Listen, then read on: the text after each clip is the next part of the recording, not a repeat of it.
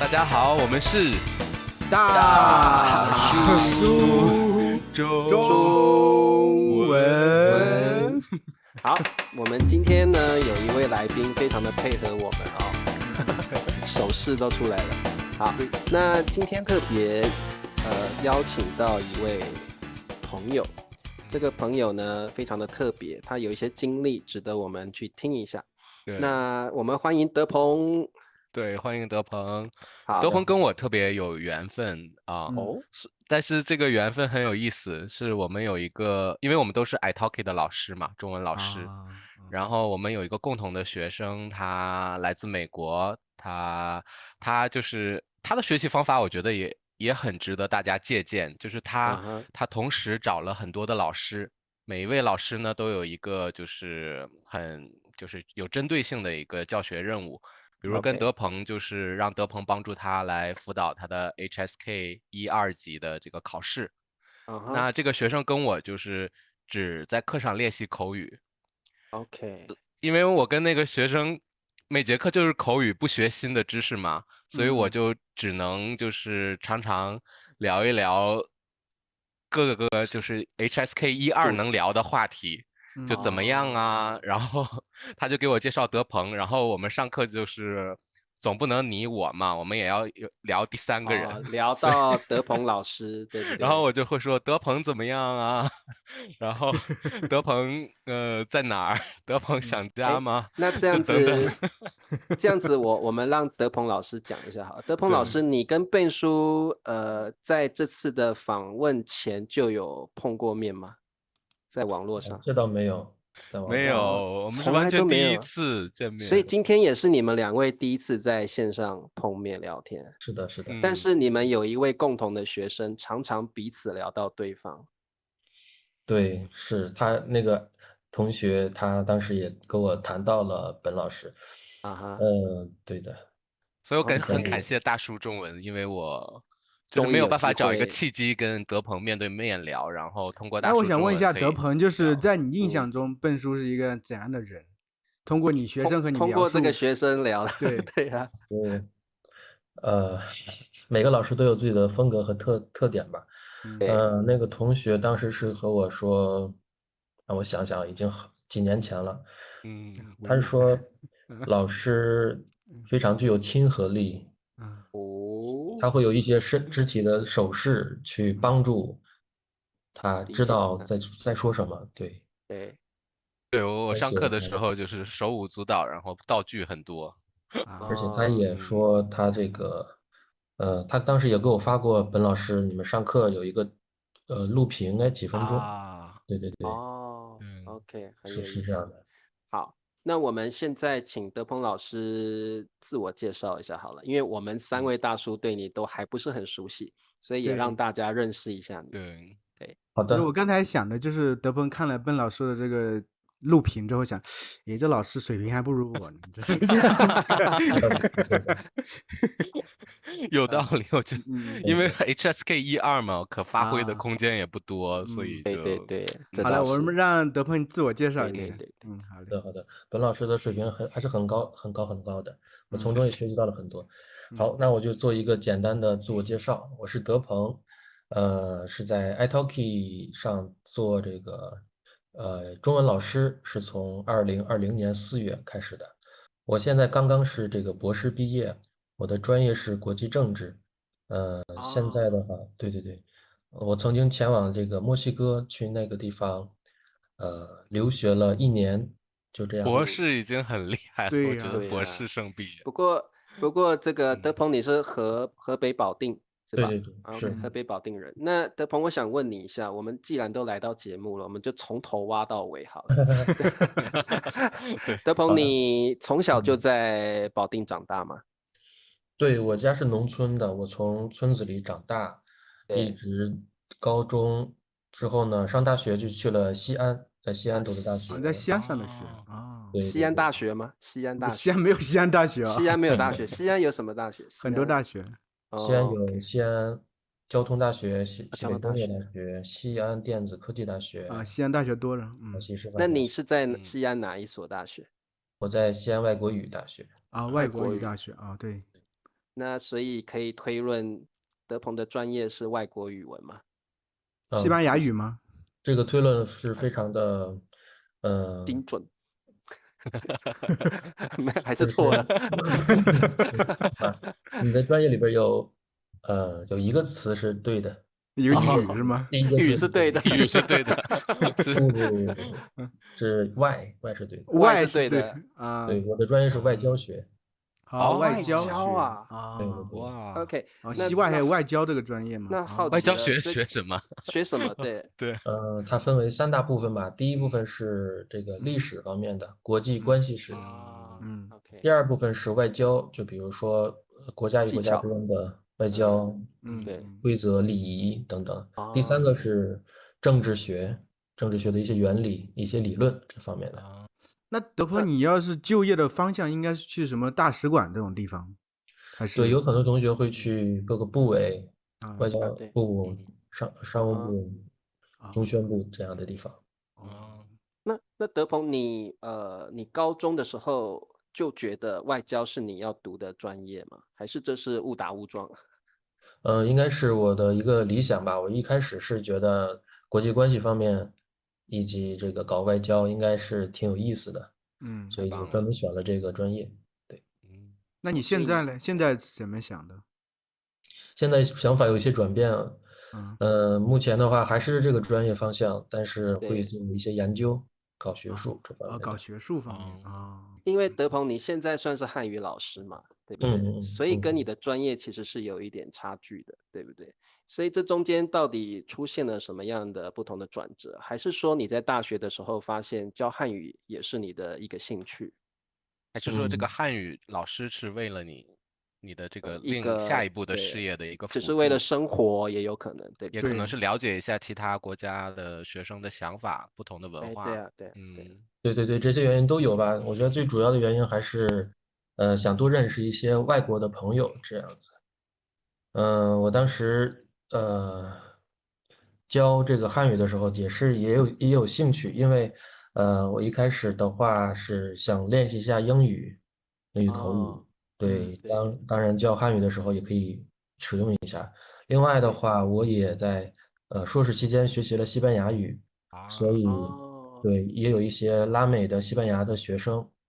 OK，非常有意思。那这个德鹏你在这个读大学的时候学的是外交，对不对？然后刚刚你介绍了3个你们要学的不同的领域，所以外交是个很有趣的专业嘛，就是说你在高中或许对外交或政治有兴趣，但是你真的去学了这个专业之后，跟你想象中会不会差距很远？很好的问题，这个是我在读大一的时候有这个想法。对，就有很大的落对，有差了。很大的落差。对，一开始觉得外交不应该就是外交官做一个发言，然后和一些其他华国家的春莹他们那种类型的是吗？对。但实际上不是的，我们当时学习的内容跟这些完全没关系。是偏理论对吗？还是偏理论、偏基础、偏历史，就差距很大。所以呢，我也就逐渐转变了自己的这个想法，还是说搞一些学术，搞一些研究。对。就是没有这种课会教你这种外交礼仪啊。对，他会有一节课，但是那个课其实是作用不大。这可能更多要在工作实践中去锻炼这种能力，这种事情。对，是的。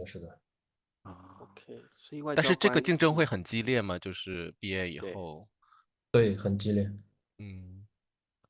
所以如果这个比如说大学毕业之后，因为外交官实际上我们看得到的外交官是屈指可数，其实没有几个，对不对？优秀的外交官没几个。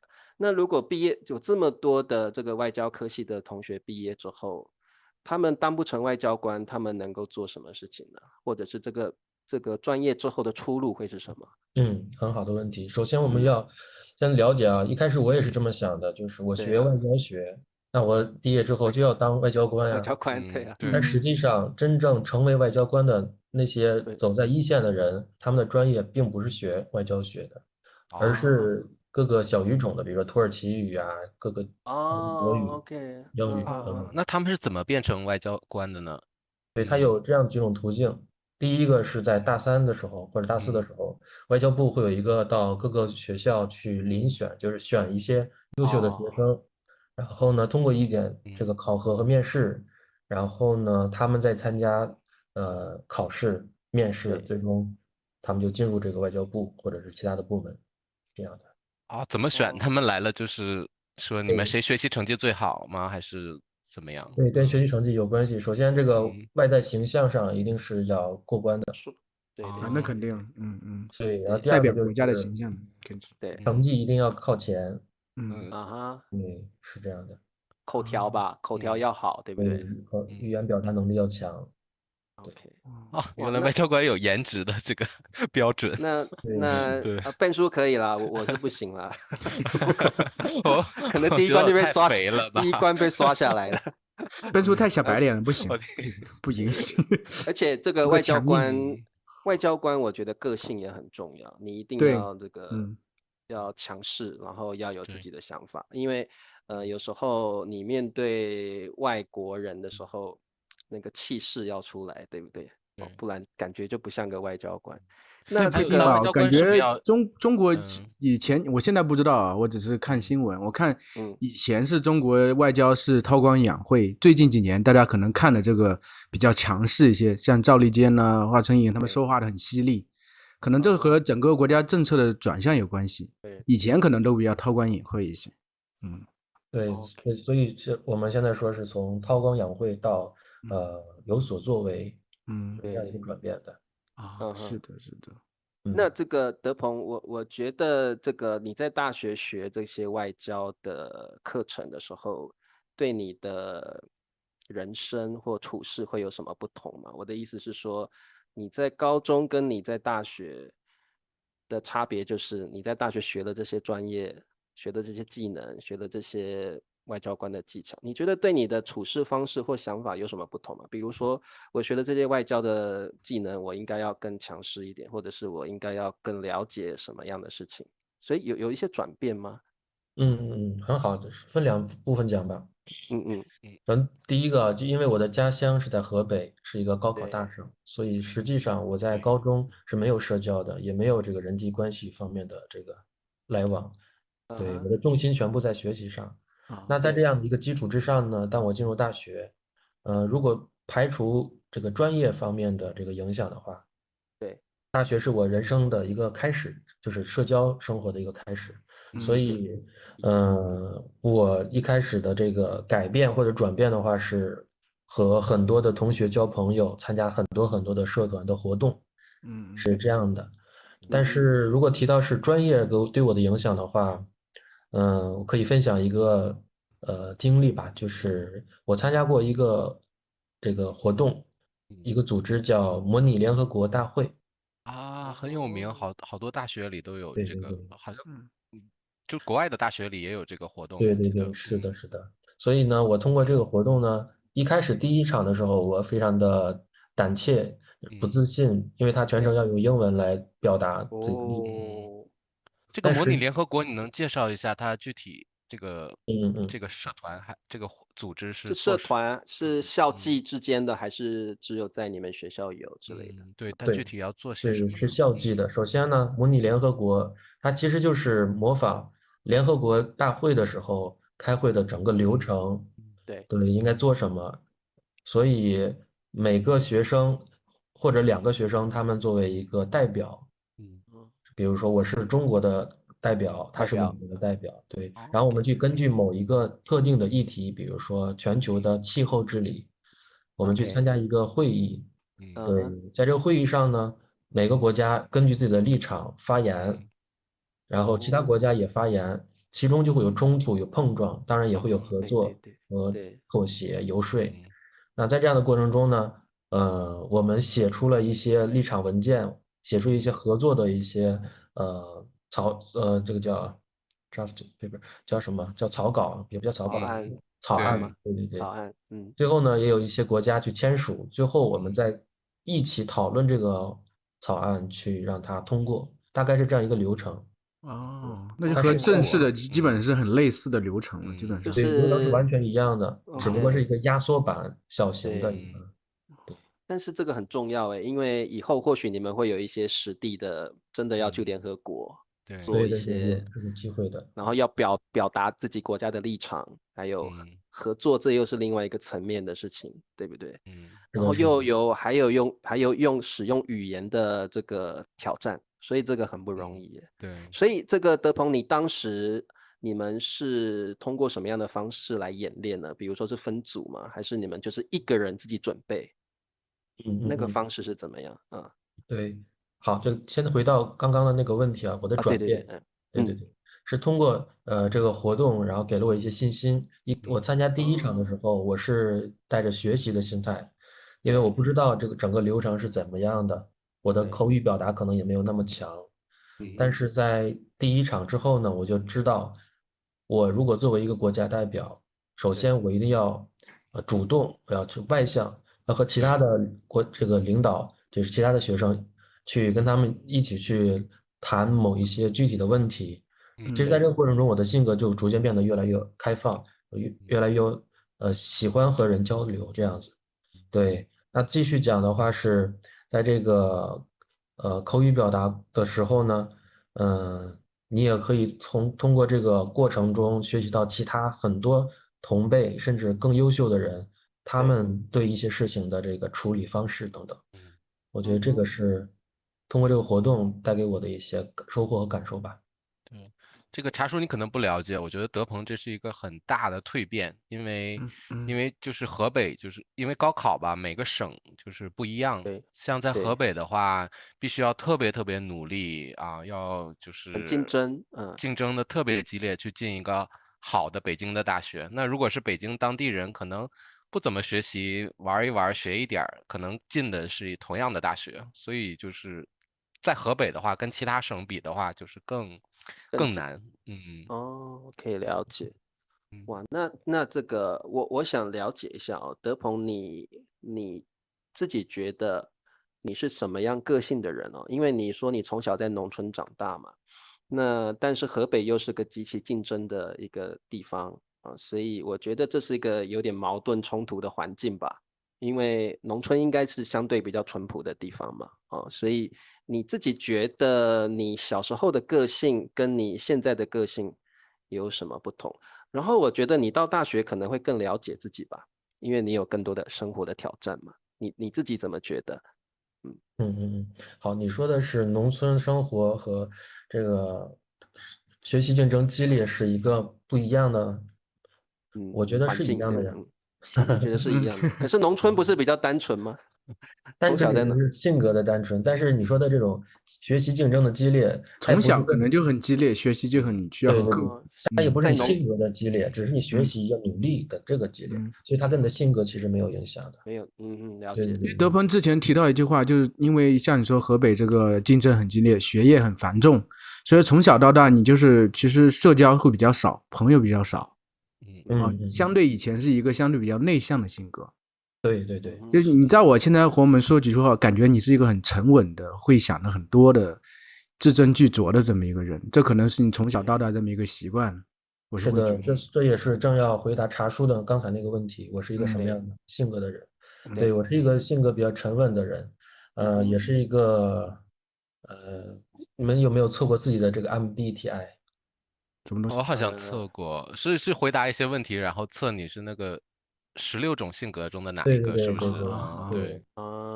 对，我是那个 INTJ， 是哪一个 ？INTJ 大概就是说是一个建筑师的性格。建筑师的性格。建筑师的性格。那个建筑师的性格有什么特点？是什么特点？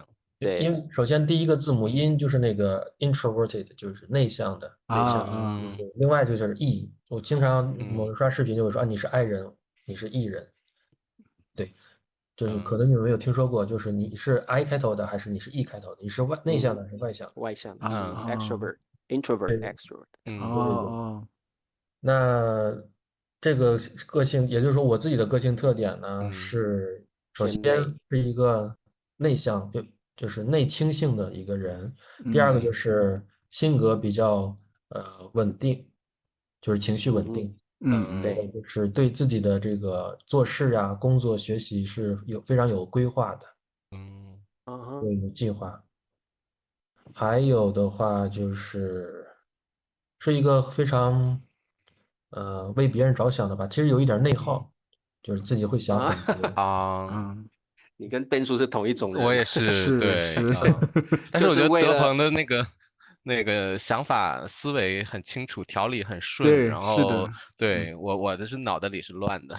而且德鹏用字很谨慎呢，就对，是你不像茶叔会乱说话，德鹏用字很谨慎，就对，我们是他，张口就胡来，你就是也对对想一想对。再说的，对，是的，可是好，德鹏你刚刚自己描述你自己的个性嘛，那我刚刚听到的是这个 introvert 比较内向，那再来就是你做事会有一些计划，所以我们聊到计划的部分好了啊，因为像茶叔是随便每天都胡乱过日子的人，所以计划这个事情在德鹏的人生中，你比如说大学毕业后，你给自己怎么样的计划？你怎么安排自己的生活？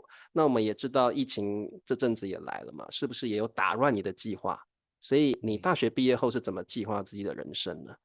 对，很好的问题，我觉得茶叔真的是一个很会提问的一个人。好，对，好，那我回答。我们每次都让茶叔问。如果让沉稳的人被沉稳的人赞美，我会觉得哇，很荣幸的感觉。好，我们听一下德鹏。对对对，这个就是虽然是有计划的啊，我们说计划或者目标分为这种长期的、中期的、短期的。短期的，对。但我的计划一般是分为也是这3个啊，但是还是以大计划、长远目标为主吧。可能是我未来5年或者10年，我想成为一个什么样的人，我在什么地方，在做着什么样的工作，对，这是长远的，我可能会有一个比较明确的一个规划。但是呢，在这个中期和短期的时候呢，我的这个任务其实是比较明确的。一是因为我的学业，它就明确的告诉我，我应该在几年毕业，所以说这个我也没有受到疫情的影响。另外一个是短期目标，因为我们这个学习或者说写论文要做某些事情的话，它会给你一个 deadline 和一个截止日期。对。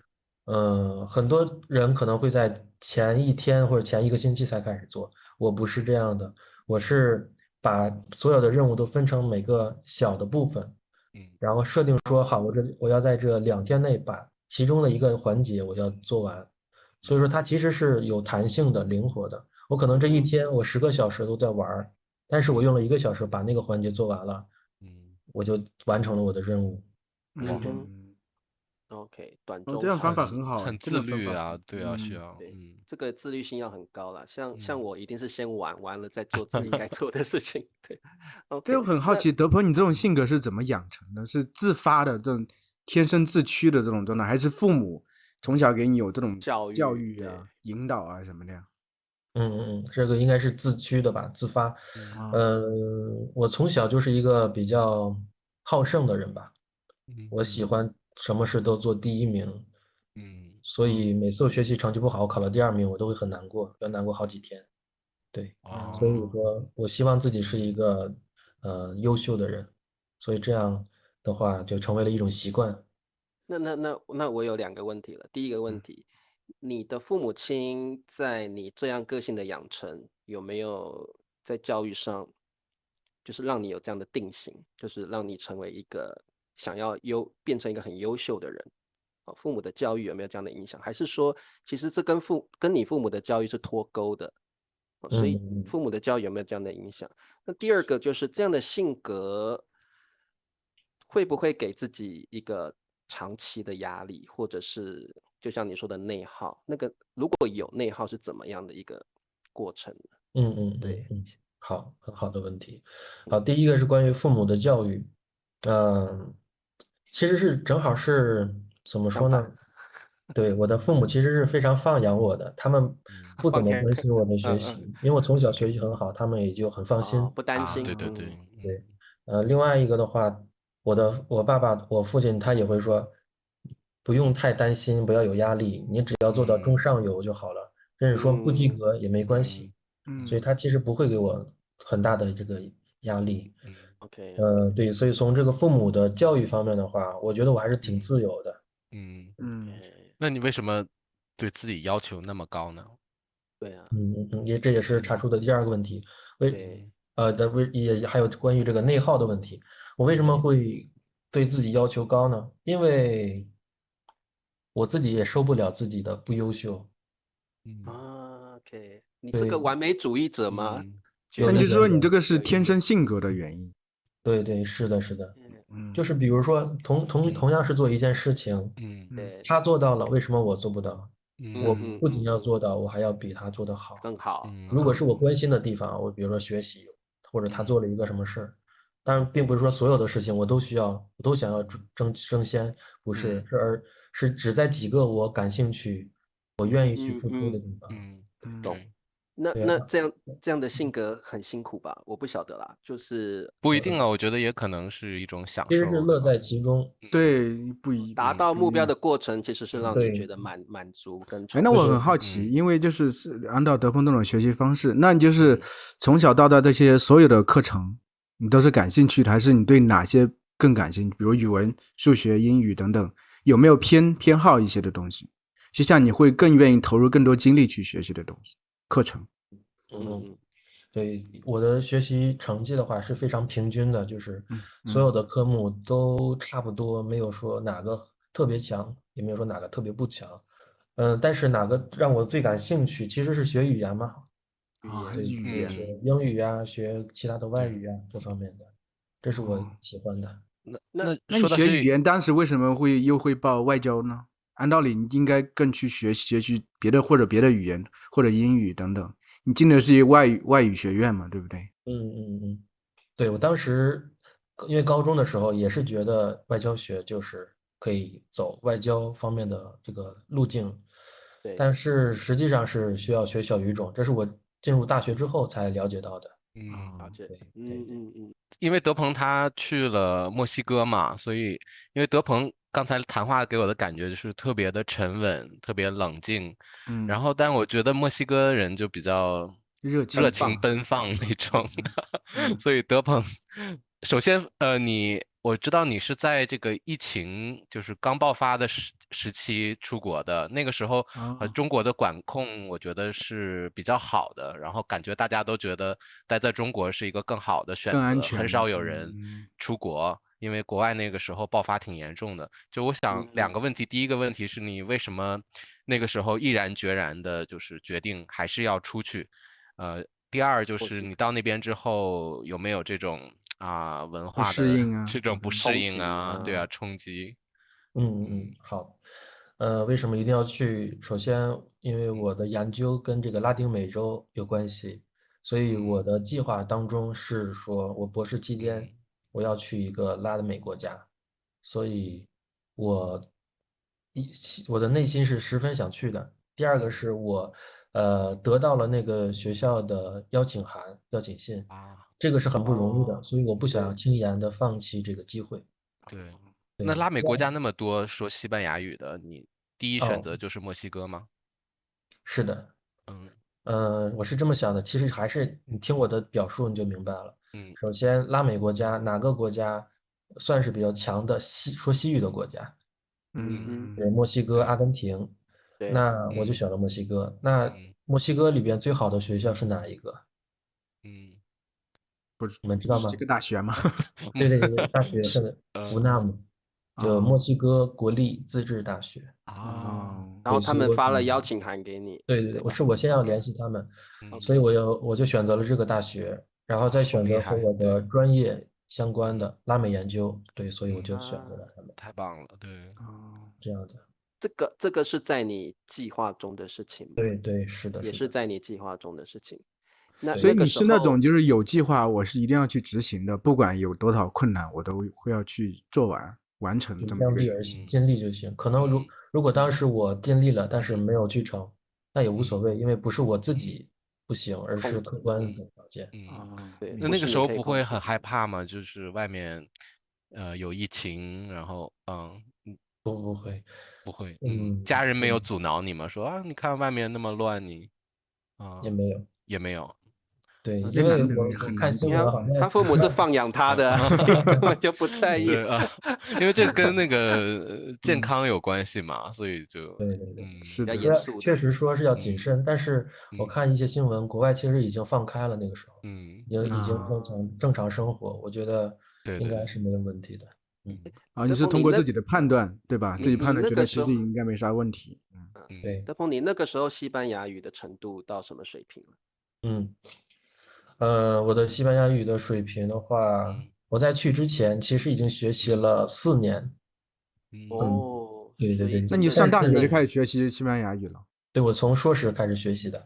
哦，你是对对对读硕博士，士开始是，对对对，对，硕士2年，博士2年，然后再去的。但实际上，我虽然说学习了4年，当时，对，但我们那个学习的这个密集程度和这个强度都很低，就一个星期只上1次课，每次只上2个多小时。对，对，但是这个学校给我们设置的课程太少了，我就选择各种途径去上网课，或者是去蹭一些其他学校的那个课程。然后慢慢的，嗯当我到达墨西哥的时候，虽然我的那个语法知识、词汇量都是够的，但还是不能一开始是不能适应他们的生活的。哼，肯定的，对，对，所以这也就提到了本书刚刚问的第二个问题，就是这个落差，文化的落差，对吧？我是一个沉稳的人，对，他们是一个很外向的人，其实是非常好的，就是是对互补。有但中和是吧？我不会说的时候，我就问，哎，老师这个是什么？好多人就会说啊，是这个，都会给我解释。对，其实也会让我觉得很开心。第二个的话，分享一个经历，就是我在墨西哥的12个月的时候，我想想啊，我有8个月都在他们当地的一个语言学校教他们学汉语。很啊，棒的经历，对，是多大岁数的学生？对，它是一个当地的语言学校，学生的年龄是特别小到特别大，只要你感兴趣都可以去学，大班儿对一对对，多，所以最小的好像当时是14岁的一个小男孩儿，最大的话也有40-50岁的样子。OK，所以有机会跟他们就是除了上课以外，能一起做活动什么的，去他们家聚会什么的，是不是？是的，是的，那你会发现有一些文化上的冲击吗？比如说他们会过来抱你、亲你什么的吗？呃，或者节日啊什么的？哎，墨西哥应该和西班牙很像吧？这方面，因为文化上面。对这个也不一样吧？偏暴，我觉得，对，报应该有啦。我会想到墨西哥，会想到更多的色彩啊，更多的那种就是亡灵文节那种。化美食啊。当然西班牙也有，但是我觉得会有这个更不一样的感觉。更热对，情是吗？我不知道，所以问问德鹏吧。对，对，他们很热情。文化上的差异的话，就是比如说你走在一个公园里，嗯迎面走来另外一个人，那我们中国人可能不说话就直接走过去了，但他们可能对对对，上午好，下午好，这样晚上啊，好，就他们一定要打个招呼。任何人，陌生人都要打招呼。对，一般情况下是的，是非常有礼貌。他们跳舞的时候会拉上你一起跳一个，会。会啊，我当时的那个房东是一个75岁的白头发的一个老奶奶，但是她会学习各种舞蹈，交际舞。对，她就邀请我去参加他们那个班上的一个旅游。我当时去了，就有这个阿姨，她因为都是他们同龄人，她会专门来邀请我说，来，我跟你一起跳舞。对对对，可是我们，你知道，就是我们很少出去聚会啊，在我们文化中也很是少就是跟人有特别多的肢体接触。你会不会觉得有点不不自太好意思去在吗？跳啊，或者是对，我的肢体是僵硬的。其实我的内心是希望能学习，能放开自己，但是我的那个，对，因为从来没有过这样的经历，所以是看起来非常的不协调。但是还是挺享受那个学习的过程，跟他一起跳舞的过程。对，哎，德鹏，你在墨西哥待了多久？待了1年。1年嗯，，OK，然后也在那边教汉语。对，那我想西班牙语的水平应该也有提高，日常生活的用语应该用得很好。那对这个想要请德鹏，还是简单的讲一下在墨西哥1年生活的感受是怎么样？你觉得整体的感受？我在墨西哥的感受是非常放松，因为虽嗯然我是去那边留学学习，但我没有什么课，因为我所有的课程已经在国内上完了，没有学分的压力。哦所以在那个时候，其实有点像 gap year，就是间隔年，我全部在玩儿。对，当然也在教汉语，在那个过程全部都是在交朋友，去体验他们当地的生活。对，所以我从一开始入境的时候要这个办理一个临时的学生的居住证，就相当于一个身份证，对，对对，以及我办了一个当地的银行卡，嗯对，我找房子、租房子，我生病要去医院，然后我去教学生学汉语，对，生活中所有的这方面的经历，全都是我以前没有想没有象过，也不知道怎对，么去处理的。就变得更但是我，独立了，对，对对对，嗯然后呢，从这个过程中，我也锻炼了自己的口语，也学嗯会了和陌生人如何去打交道嗯这方面。嗯哼，那我的好，生活感受的话是，一是整个人更加放松、更自在；第嗯哼，二个的话是，愿意去和更多的人去表达自己。嗯，对。对对对，然后其他的话，就对墨西哥的文化的话，哪些让你很印象深刻的？就是你觉得挺有意思的，让我觉得啊你用一个是这样的，中国人，你用一个中国人的角度来介绍一下，对。对，嗯还有我比较好奇是饮食，你能习惯吗？对，好，他们一是刚刚提到非常的热情，这个让我觉得挺好的。第嗯，二个的话，他们做事有一些不太靠谱，就你不要去指望他们去，对，我就觉得跟你的个性可能很不呃，合嘛，因为你是一个很我觉得比较对粗线条，会觉得可能会那样啊，对对对。当嗯然，这也不是说他们的缺点，只是说大家办嗯，事的理念不一样。对对对对，不一样文化嘛，对，对对对。嗯刚刚另外一个问题是什么？我饮食呃上，对。对对，我当时去了，他们主要吃那什么 tacos，嗯，啊大对大狗那个塔可，taco，吧，翻对 译成 taco，中文，就就吃的是，卷饼一样的东西吗？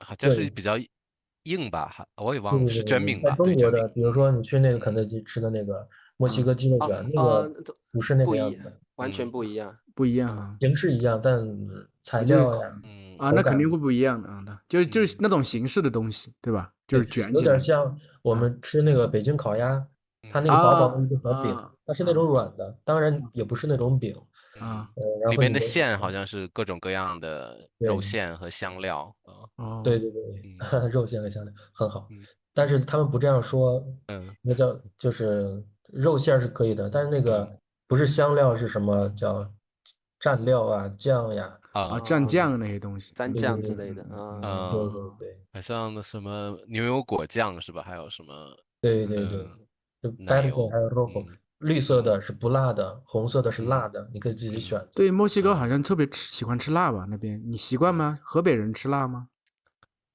他虽然说他们很喜欢嗯吃辣，但是呢，他们其嗯实会提供不辣的选啊择。嗯OK，那就这样听来，其实你不怎么吃辣对，我不吃辣，不怎么吃。不吃辣，嗯啊，明白。对，适应得了吗？嗯那边的饮适食？应得了，挺好的。其实嗯我倒很好奇，因为我这个人就是脑子想这些事情，有没有嗯，热情的姑娘？我就知道，我就知道。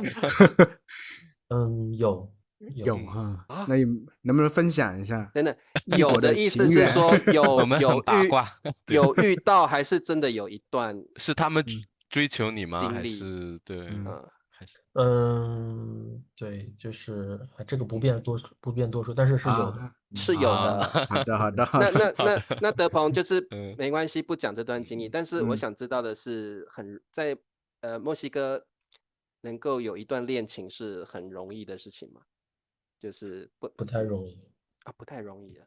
对，可能跟每个人的情况不一样吧。嗯嗯如果我是一个去墨西哥定居的人，我觉得我嗯是比较容易的。但如果说他已经明确知道我要离开，那这个其实很难。他会不愿意，就是你知道你是短期的居留，他们就不会。所以墨西哥的姑娘，她本地姑娘也是希望有一个长期的关系维持是的。所以德鹏你很真诚的就前面就告诉他了，比如半年后我可能就要走了，对吗？对，是的。对，没有必要撒谎，我觉得。跟我以前一样。所以我也是告诉一个人我半年后要走了，然后那个人就果断就分了，和你分手，然后就后悔了。所以就是的确不应该是有一个机会，但是因为对方知道了你不是长期的居住，所以也就不了了之了。OK， 明白，了解。那也好可惜。所以德鹏后悔了吗？我不后悔啊。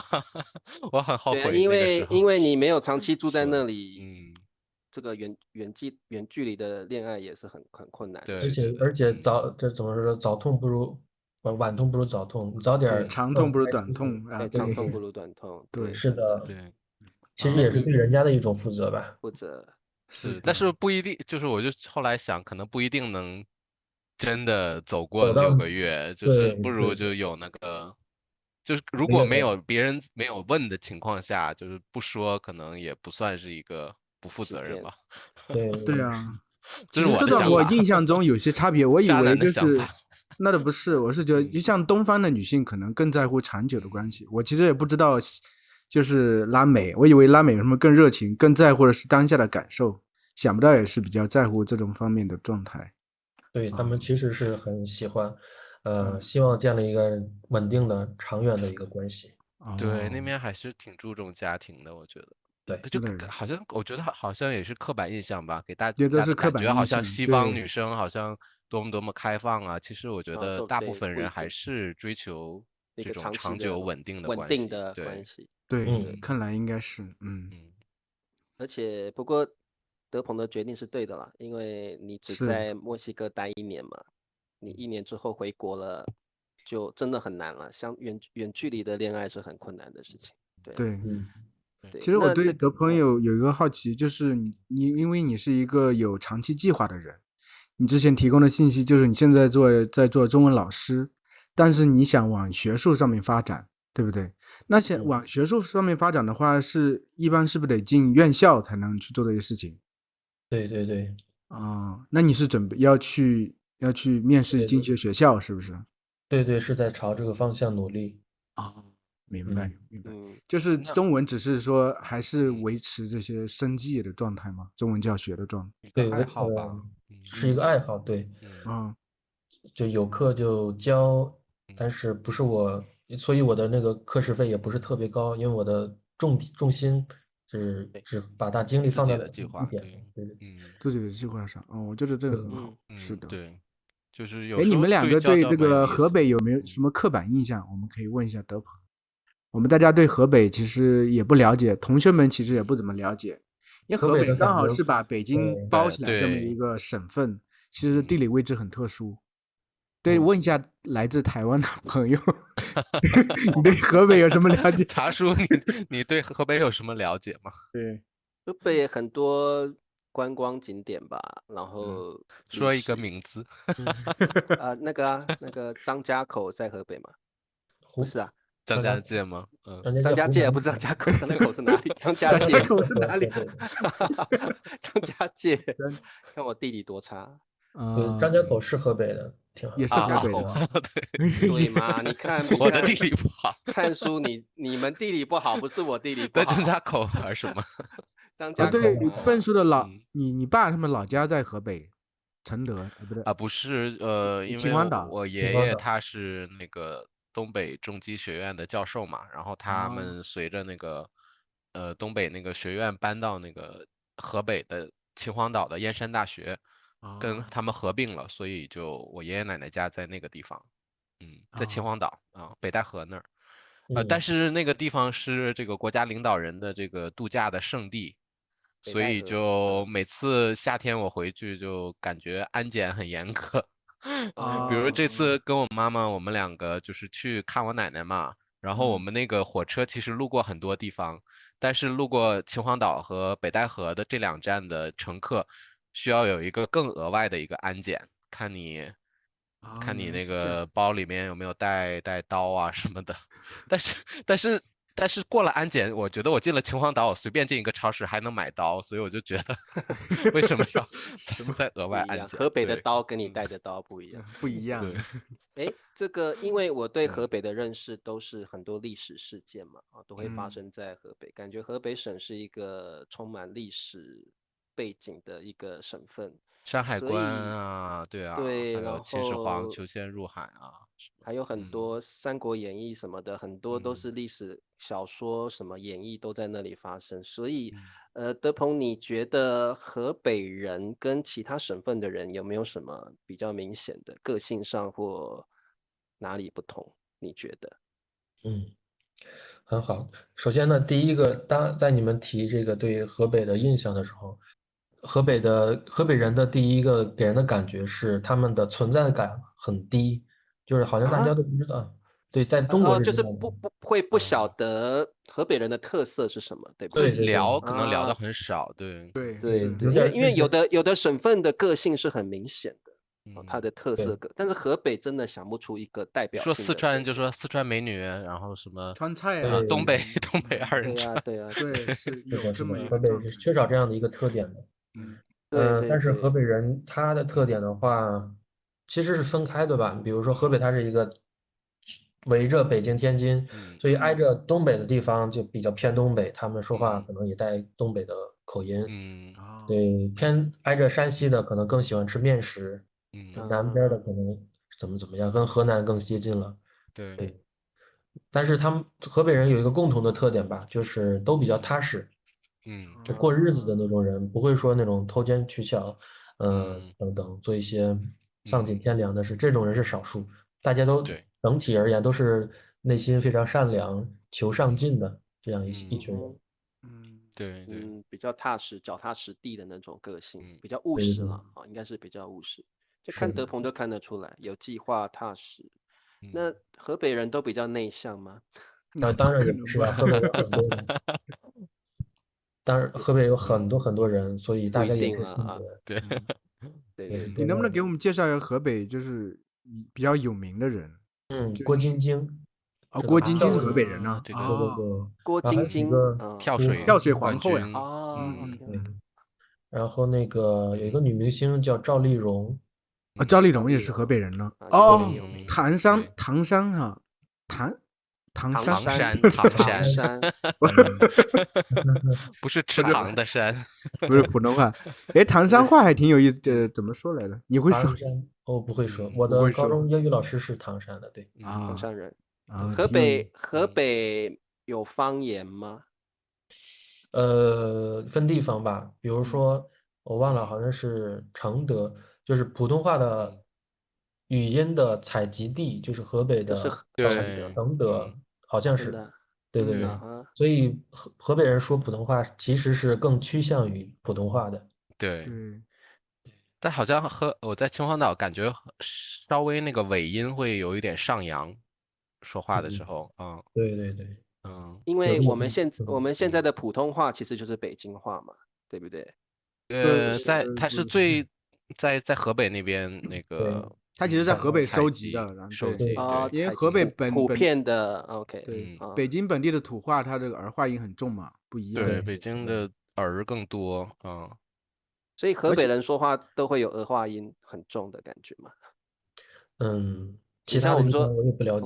我们说一点。然后你们一点儿，对不对？对，那肯定有。而且我觉得是不是这个原因？其实河北那块，因为之前那个佩佩老师也是河北人。对。他也说他们其实小时候就没有方言。他是保定的还是哪的？好像石家庄。不是石家庄哈。石家庄。对，就是你们那个地方，其实我感觉河北更早实现了，就是你们那一代已经开始，小孩子已经不说方言了。像我们，像中国南方这一块，是我们的孩子在往下一代，他们才不说方言。我们这一辈还说方言，你们更早实现了，已经不说方言了。方言我是觉得消失的会更快。是的，在一些县城以上的城市，孩子都已经在说普通话了。对，已经没有方言。这个我就很好奇了。你看在台湾，我们讲闽南语嘛，我们讲台语嘛。然后我们是也蛮鼓励，就是把方言这个特色留着。现在在大陆会把就是以普通话为主，就也不能说禁止吧，就是大家会越说越少，对不对？是的，越说越少。我这回回老家就有很深的感慨，我们老家那么小一个县城，整个浙江都算是比较小的那么一个县城，已经孩子们都说普通话，因为在学校规定必须说普通话。然后父母呢，因为觉得可能也怕自己孩子要普通话说不好，学习成绩跟不上，所以在家里父母虽然自己不标准，也和孩子说普通话，所以导致孩子其实他已经不会说当地的土话，说的话也是那种很不标准的，就是那种假腔那种调，那种假的普通话调的那种土话了。我觉得再过一些时日，可能真的其实方言慢慢就消失了。对。除了一些比较强势的方言，比如说这个广东粤语，粤语因为它整体比较强势嘛，像我们那种小地方本来就是一个县城一个方言，它慢慢肯定会趋同了，就是整个一片都是开始说普通话，就没有这个方言这个感觉了。慢慢方言会消失。对，这有国家的推行有关系啊。你像苏联当年就大家都说俄语，没有方言。现在俄罗斯是没有方言的，去哪个地方都是说俄语。OK， 中国应该以后是这个样子。那德鹏，你刚才说河北你觉得不太有存在感，那你如果让你推荐河北的话，你会怎么宣传推荐让大家来河北玩？最近抖音上有一个很火的一个口头语，叫“这么近那么美，欢迎来河北”。这么近那么美，欢迎来。这么近是指离北京比较近是吧？对，这么美，欢迎来河北。河北，对，这个现在挺火的。而且现在好像也有新的旅游项目，我看好像在廊坊吧，他们做了一个那个《红楼梦》的一个好像公园吧，还是一个景区啊，就里边都是主题的那种景点，就是你进去之后是沉浸式的，然后大家都是《红楼梦》里的人物，在那儿就是演员在你的身边，就是一边演一边走，你可以跟他们那有意思，就是对沉浸式的互动，那这样我们回到德鹏身上哦，就是说，我很想了解河北啦，但是我们今天的主角是德鹏，就是说，德鹏你是一个凡事都会有规划的人，对不对？那你现在一方面是汉语老师，然后另外一方面为学业所准备，你对于未来的想法是什么？比如说，你可能觉得未来想当什么？未来的10年你会想做什么？就是你的长期规划有没有一些具体的目标？我其实虽然我是有计划有规划的人，但我觉得所有的工作呀等等吧，这些其实都是能让一个人舒服的生活的一个手段。所以我未来的规划可能就是不论我是去一个学校里边做老师还是做什么，我的目标其实是希望自己能够比较轻松开心的生活就够了。那德鹏这个想法是因为在墨西哥的这一年，然后你觉得那边人很享受的状态，然后它变成你的一部分，还是说启发？当然这只是一部分，也有自己对整个生活的一种观察和思考吧。对，好，那这个你的思考是什么？因为我觉得你之前是比较内向拘谨的人，可能去过了墨西哥之后，可能也因为国内现在的局势的状况，可能会让你对一些生活原则或生活哲学有点不一样了。所以你觉得你现在的生活哲学跟以前有什么不一样？比如说你不想给自己太大的压力，或许你之前比较内耗，可能因为你对自己有很大的期望，还有可能有点完美主义。那是不是因为这些，你现在不想要给自己这么大的压迫的感觉？对，很好很好，查叔非常好，他的这个总结和观察都非常到位。是这样的，就是在我博士毕业了之后呢，我就发现我最希望自己能得到的，我做到了，所以其实给了我一个很大的肯定，给我很大的自信。第二个就是外界的这个生活节奏是很快的，大家都在非常高节奏的快节奏的去生活，就会让我觉得这好像并不是我想要的一个生活的状态。对，再加上刚才本书说这个在墨西哥的生活经历，对，我发现他们真的是在享受生活，他们不会说我是一定要为了完成某个计划，我要去熬夜啊或做什么，而是说我每天去各个酒吧喝喝酒、唱唱歌，或者是怎么样，这才是他们的生活的全部。对，所以根据这些过往的经历吧，也会让我觉得，一是我做到了，我不需要再用什么东西去证明我自己了。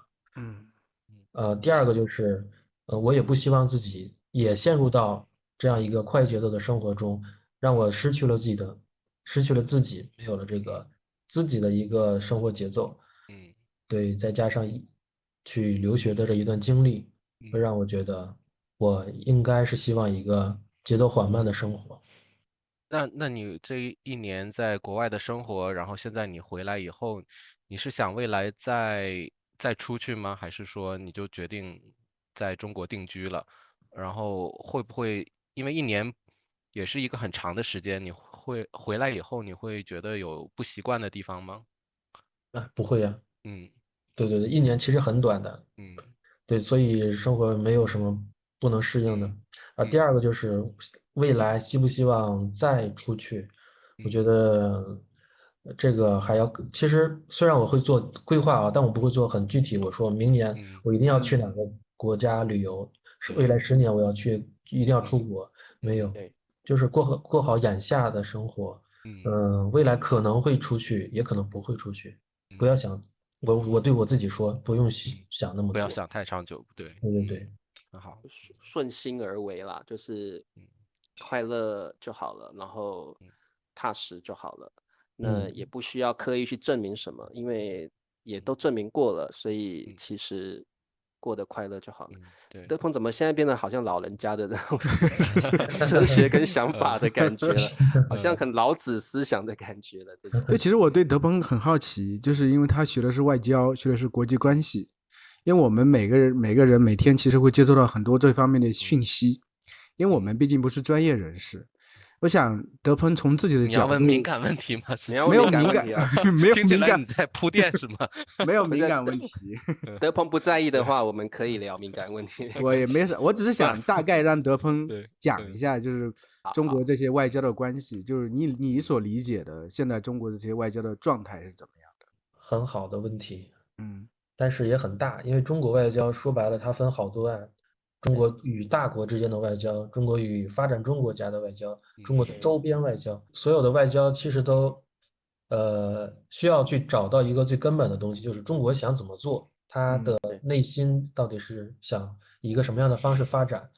所以呢，中国是希望自己能够和平的发展，和平的成长为一个大国，所以它肯定不会像美国一样，这个做出一些非常出格的发动战争啊等等，采用武力手段解决问题。这个大原则它肯定是不会碰的，一定会坚持，肯定不会这样做的。另外的话，对于整个国际秩序、全球治理，他有自己的一些想法。不论他提出了什么“一带一路”啊、人类命运共同体等等这些呃政策和建议吧，中国都希望自己能够或者是试图去为整个世界的发展贡献出一份自己的这个方案。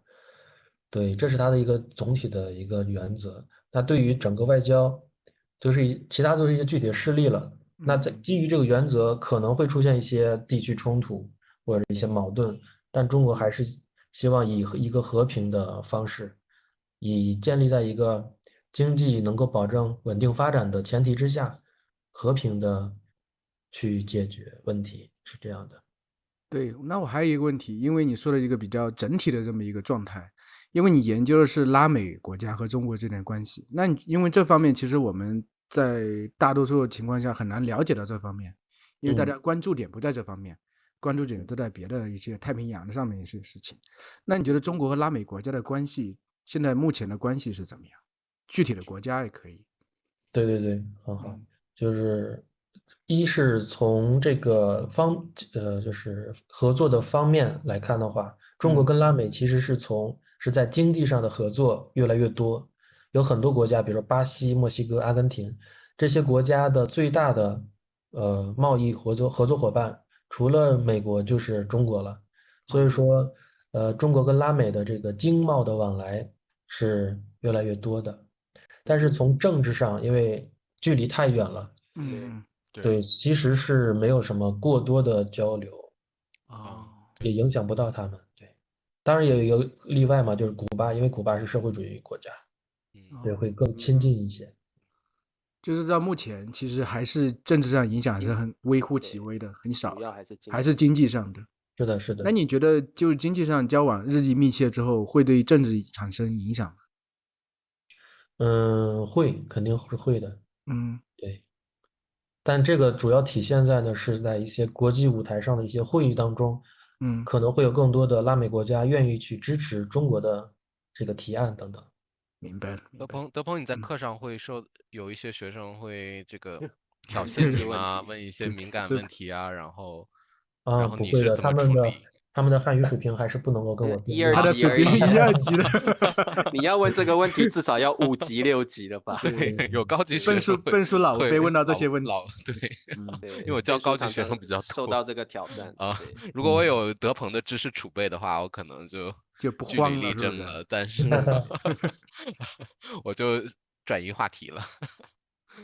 德鹏，汉语老师你觉得会是一个你长期的事业吗？事业我谈不上，只能说是一个长期的爱好吧。只是爱好。对，所以你会一直教下去，然后你也乐在其中。是的，是的。我再跑一个题啊，就是很多人也说想要去墨西哥旅游但是我觉得可能有这样一个刻板印象，也可能不是刻板印象，就是好像觉得那边治安可能是一个考虑的问题。所以德鹏，你在那边生活了1年，你在治安的这方面，对你的体验是什么？对，如果你想去墨西哥旅游的话，一定要提前做好攻略。它其实不是说整个国家或整个城市是非常混乱的，它是某个区域和某个地方，它是治安非常不好的。就以我当时生活的墨西哥城为例，就即使是在整个城市市中心，它也会告诉你，你千万不要去这个地方，你不要去那个地方。对。你有过遇到什么比较危险的或者不愉快的经历吗？还是说都没有？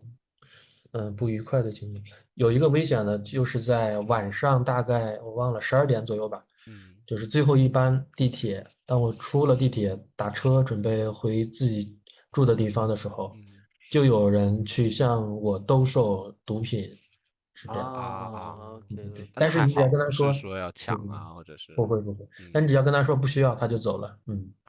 那不算危险，那也还好。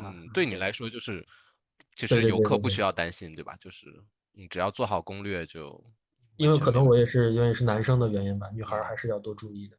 当然，而且那边好像有很多红灯区，然后红灯区他们可能还和黑帮有联系。你怎么知道？那算是有视频的嘛？参叔很了解，因为中国有一些这些博主，他们跑那边拉美去转了一圈，专门跑这些地方去拍一下。标题当然起得很惊悚，但是好像看看也还好，就是这种感觉。德鹏，你现在回国多久了？我是去年9月底回的国，将近1年了。快1年了。那也快。那这个基本上就是一边教汉语，然后也是在准备学业，对不对？对，是的。你现在很好的状态。对，我觉得。因为上课，我觉得一方面是工作，另一方面也是就是跟学生交流啊，我觉得挺有意思的。而且现在可能对生活的体悟跟比在年轻的时候有点不一样了，对不对？现在感觉就是活得踏实，让自己开心一点，压力不要太大就好了。所以最后一个问题问你，你怎么安排你自己一天的时间呢？就很自由，有课就上课，没课的话，就看看书，对，等等，看看电影。所以德鹏，你还需要更多的学生吗？跟说你想干嘛？没有，我会把德鹏老师的链接啊，italki 对链接放在视频对，如果下方，所以德鹏就是如果也是帮你招生一下啦啊，就是说德鹏你现在就是以 HSK 1跟2为主，那如果要学不是吧？应该中高阶可以吗？都教吧？是不是？中高阶可对，以吗？都高都教，我主要分为我想想4种课吧。第一个就是 HSK 备考的课程，第二个就是口语交流谈话的课程，第三个就是一个这个国际关系专门的一个这样的对话的或者是讨论的一个课。这个很厉害，这个是独一无二的，我觉得。对对象也是外国学生吗？对，是的。第3个就是第4查叔个，你要去，不第4个就是定制这个的。水平，我的意思是这个水平要很高才能够谈论这个对，话题。我有一些学生，他们水平真的很高，主要是美国人，对他们也可能是这个专业的，就会跟我一起讨论很多。对，那第4个呢？第4个是？那第4个就是个性化定制，他可能需要准备的是某一个他公司的一个面试，或者是演讲，对，等等。哦，那这个范围很广，所以这个到时候我们就把德鹏的链接告诉各位同学，有兴趣的同学欢迎跟德鹏老师订课哦。对，然后这个德鹏这样你的每天的日子也过得我觉得蛮惬意的，也蛮好的啊。我觉得人有时候也不要给自己太大的压力。当然，我们曾经经历过那一段，就是比较想要达到目标的那种高压的生活，但是现在体悟已经不同了，所以我觉得这样也是蛮好。跟我有点像，我现在也是这样，有课就上，有大叔专访我就聊，没有事我就去公园散步。啊，那咱俩说的非常非常对，然后那不是，我想问一下德鹏，你今年几岁了？茶叔，你才30岁就达到茶叔现在的状态。茶叔现在茶叔现在行将就木，已经快要不行了。哦，那没有了。我觉得这个跟几岁无关啦，这是一个心境的一个转变了。心态。就是说，有时候你就是觉得就让自己没必要那么拼啊。对，真的是人生不过如此。如果经济上也过得去，其实这样人生也就是这样嘛。有的人就是忙了一辈子，希望65岁退休。等到你65岁的时候，你已经没有体力去享受生活了，那何必呢？对不对？是的。所以每个人的目标都不同。好，很棒。那德鹏有没有什么想要结尾语？对，我很想请你分享一下，就是你现在对没有就是猜测，蛮猜。想分享一下你对这个生活的哲学好不好？或人生的哲学，你对自己的座右铭也好，生活的哲学是什么？或你现在觉得你的人生怎么样就好了之类的。人生哲学。对，我以前一直在追寻生活的意义是什么。找了好久，其实发现生活是没有意义的。你给它什么意义，它就是什么意义。所以生活的意义是被赋予的。只要你按照自己的内心、自己喜欢的生活方式去过，就已经足够了。这个境界很高哦，而且有时候你在追寻的过程就是那个意义了，所以也不用强求一个真正具体的东西在那里。对，其实我问一个世俗化的问题吧，因为这里底下2个都是基本上，一个是不婚主义者，一个可能也差不多了，我觉得。但是我是觉得德鹏你这方面，因为怎么说，我突然想起这个问题，就是现在看研究报告，就是年轻人不想结婚的越来越多了，确实是出生率也在断崖式的下跌嘛。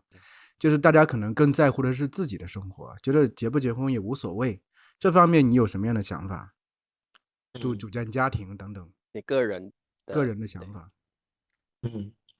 还是回到了情感问题。对，这是用比较婉转的方式问情感的问题。对，我觉得这个真的是顺其自然吧。可能突然某一个瞬间，真的会有一个合适的人出现。一定会有的。所以说，结不结婚，要不要孩子，我觉得都是，不能强求，也不能说我一定要怎么样。对，就是命运的推动，对不对？就现在人更多其实已经这种状态，随顺其自然吧，怎么随样？缘就好。其实也是这样了哦，因为像我们这种年纪，啥时候不要管，就我们这种年纪，当时都是抱定就是哎，我到一定年龄我就要结婚，就要生孩子。其实现在慢慢大家的心态已经发生了转变，比较随缘了。我身边很多朋友也是随缘，就是说没有也很好，有了就也很好，就是各有不同的生活面向。那反正遇到就享受，没遇到也不用觉得自己怎么都没有。所以我觉得就是你觉得生活是满足的状态就够了，其他的就是你让命运去推动你吧。对啊，就不用想太多。好，很棒。我觉得德鹏刚刚那个生活哲学的分享真的蛮好的哦，因为很多人跟这个情感也是契合了，我觉得。对，就是我觉得很多事情就是你不要给自己一个太高远的目标，有时候压力太大，你反而过得不快乐，何必呢？哦，好 ，OK， 那没问题。德鹏今天很开心啊，访问你，我们3位大叔也这个获益良多哦。对，这个就觉得真的也很多事情也不用强求啊，然后也觉得这个其实人生满足快乐就好了啊，像这样生活也很好哎，上中文课。而且我感觉怎么说，德鹏是和我们3个完全不同类型的人，感觉上不同类型的人，我觉得很有意思。看到这种状态，他对人生的感悟和我们不一样。我们有时候感觉嘻嘻哈哈一些，他更沉稳一些，更冷静的看这个世界一些，更冷静的去看自己。我觉得这种状态真的很好。OK， 好 ，OK， 那今天谢谢德鹏接受我们的邀请，那祝你一切都快乐顺心如意。学生，对，我们一定要给这个学生链接啊，然后打广告，想上课的记得找德鹏啊，你看这个我觉得优秀。那个国际关系啊，这个国际政治这个真的是不可取代的课程，我觉得。跟学习没有专业研究背景就瞎说了，说实话，就是要有而且这个我觉得定这些课的学生也可以更了解中国在国际社会扮演的立场跟角色，然后更了解就国际之间的关系，我觉得很重要哦。对。好 ，OK， 那德鹏，谢谢你了，我们有机会啊再找你来上节目啊。对，好，非常感谢，就跟观众们说再见了。好 ，OK，再见喽，再见，拜拜，下周四再见，拜拜。